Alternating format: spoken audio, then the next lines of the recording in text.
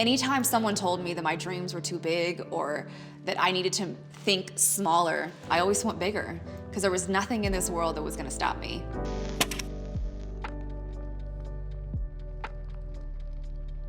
My name is Kristen, and I'm the founder of the nonprofit Makeover. The nonprofit Makeover is a company where men and women and people of all different backgrounds, survivors and victims of domestic violence, can feel heard and ultimately to break their silence. 5 million children witness domestic violence every year, and I was one of them. I experienced domestic violence as a teenager and into adulthood. I created a social media platform where I shared my story and shared my restraining order online and let the world read it. It was my way to help other people share their stories and create a space where people can feel heard. And so creating an organization after sharing my story inspired an entire movement. I created the nonprofit Makeover as a way for organizations to create huge systematic change so they can help people all around the country.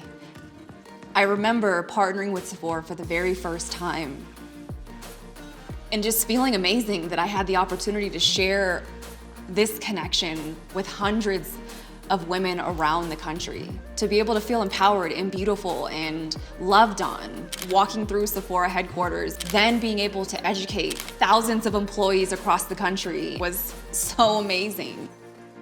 My partnership started when a survivor came to one of our retreats. Her daughter was actually working at Sephora and she was looking for healing and looking for comfort, and our retreat was able to do that for her.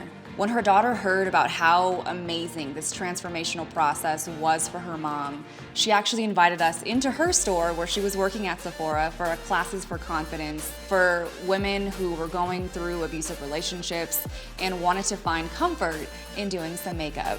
And so that small partnership turned into doing more classes for confidence across the country, from San Diego to San Francisco to Times Square. The feeling of being here to be able to share my story and be a voice for other women who think that they aren't good enough.